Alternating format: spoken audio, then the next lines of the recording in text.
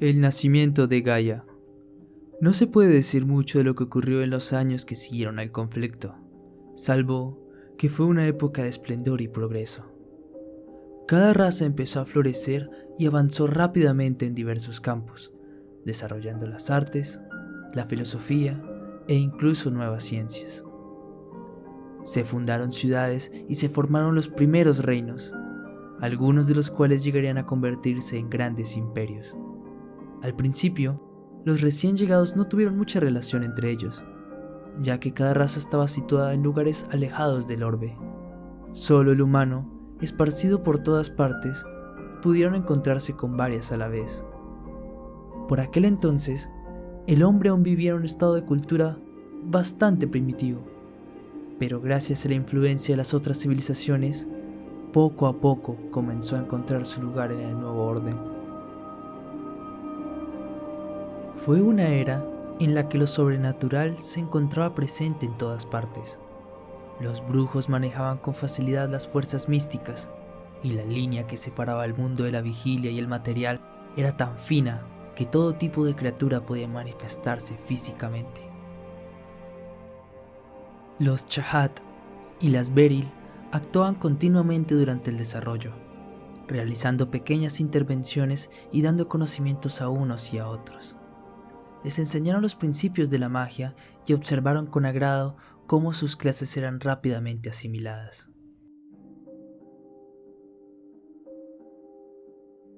Nunca exigieron nada a cambio, no deseaban convertirse en dioses ni recibir adoración, aunque muchas de sus encarnaciones inspiraron el culto a diversas deidades y demonios.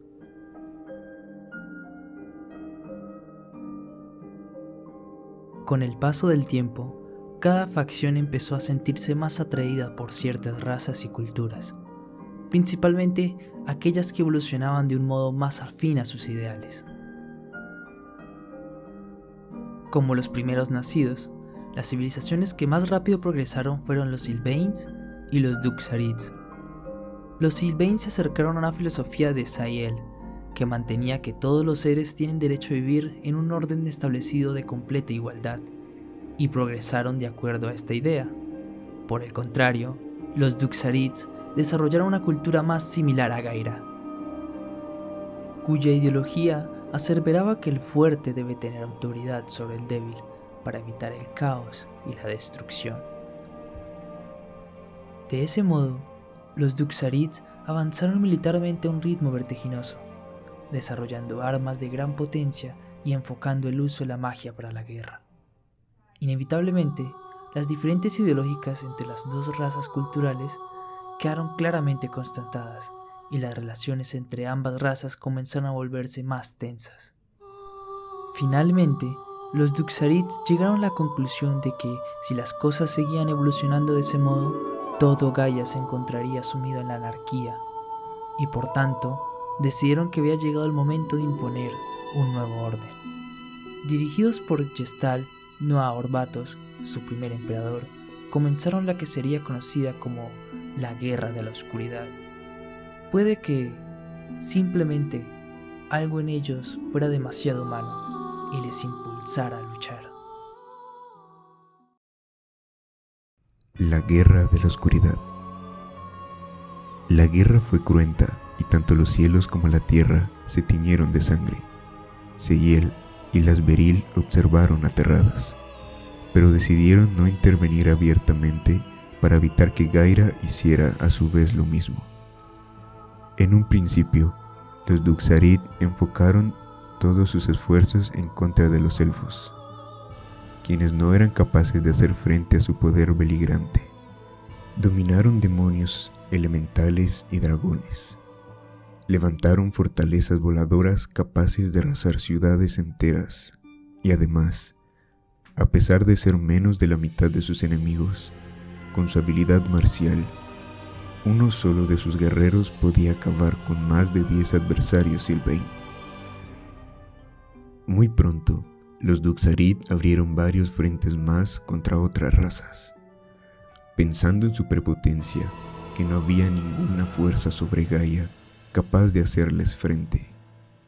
Estos últimos actos no contaron con la aprobación de todos los Shahad, algunos de los cuales habían visto con satisfacción el florecimiento de las culturas que estaban en peligro. Incluso sugirieron a Gaira que deberían intervenir. Aún así, el Señor Oscuro prefirió cruzarse de brazos con una sonrisa, probablemente intuyendo lo que iba a pasar. Fue solo entonces, tan cerca del final, cuando todos los pueblos de Gaia empezaron a ser terriblemente conscientes de cuál iba a ser su destino. En ese momento, el caos y la sangre, se alzó un individuo que lograría lo que jamás volvería a realizarse: unirlos a todos contra el enemigo común. Aún no sabemos quién fue, ni siquiera su nombre u origen son conocidos. Naturalmente, cada cultura que recuerda esta guerra se atribuye su persona, pero hasta la fecha nunca se ha podido probar a ciencia cierta su identidad. Fuese como fuese, con lágrimas y sufrimiento, esa última alianza consiguió lo impensable: detener el avance de los conquistadores y obligarlos a retroceder paso a paso. Aquello fue inconcebible para los Duxarit. Vieron preocupados como quienes no habían podido hacerles frente aprendían rápidamente métodos efectivos para combatirles, y aprovechaban su enorme vulnerabilidad hacia el metal para destruirlos. De hecho, los Sylvain ya se habían convertido en enemigos capaces de enfrentárseles casi en igualdad. Al final, encabezados por su emperador, los Duxarit se vieron obligados a retroceder hasta sus propias fronteras, siendo conscientes de que aquella lucha no tenía ya como fin la conquista, sino su propia supervivencia. Más que pedir, exigieron a los Shahad que interviniesen a su favor, acusándolos de haberles dado la espalda cuando las cosas se volvieron en su contra. Se dice que en aquel momento de desesperación, antes de la batalla decisiva, el mismo Gestal desafió a Gaira a que se midiera con él, instando a los Shahad a que le siguieran si derrotaba a su señor. Nadie dudó nunca del resultado de la confrontación, ni siquiera Gestal. ¿Qué más podía pasar si no? Después de aquella última derrota, se retiraron al interior de sus tierras. Mermados en número, los Duxarit nunca recuperarían la completa superioridad que durante esta época llegaron a alcanzar. La alianza no les siguió. Ellos mismos habían perdido prácticamente lo que habían tenido, y sus fuerzas no les permitían afrontar una ofensiva contra las ciudades Duxarit. Gaia estaba en ruinas, y ahora quedaba por delante un largo proceso de reconstrucción.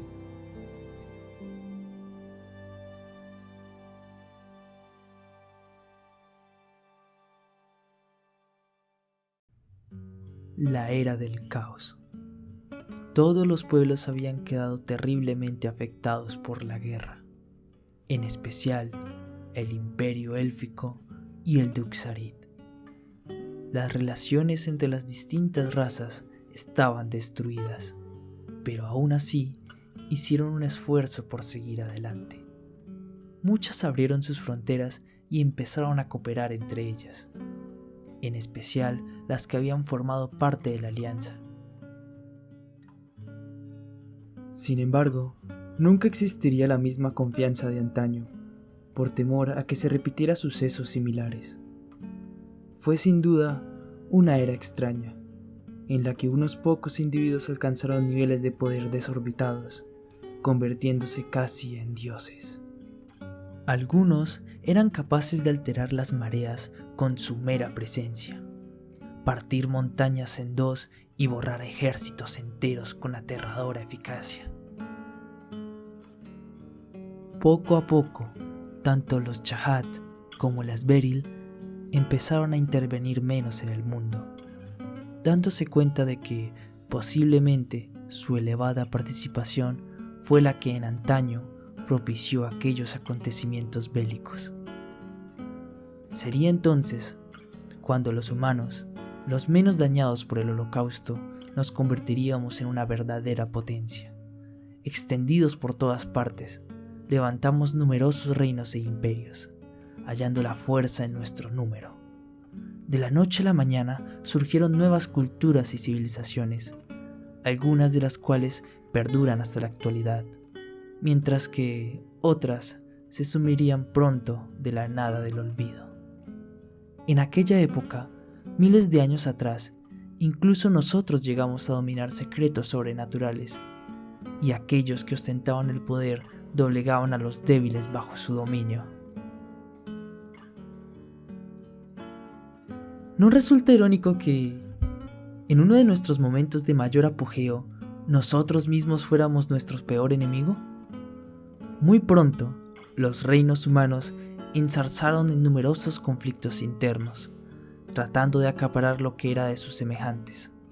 En estos tiempos caóticos, aparecieron varios conquistadores que intentaron unificar todas las tierras, pero sus campañas solo trajeron fracaso y muerte, aunque se recuerdan los nombres de algunos de estos vastos imperios, como el de Salomón, pero estas son historias para otra ocasión.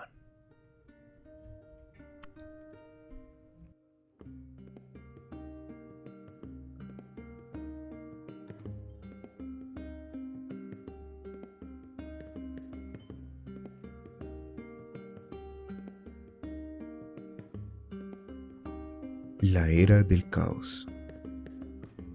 Desde la perspectiva del hombre, todo lo concerniente a la historia anterior al advenimiento de Cristo es algo confuso e impreciso.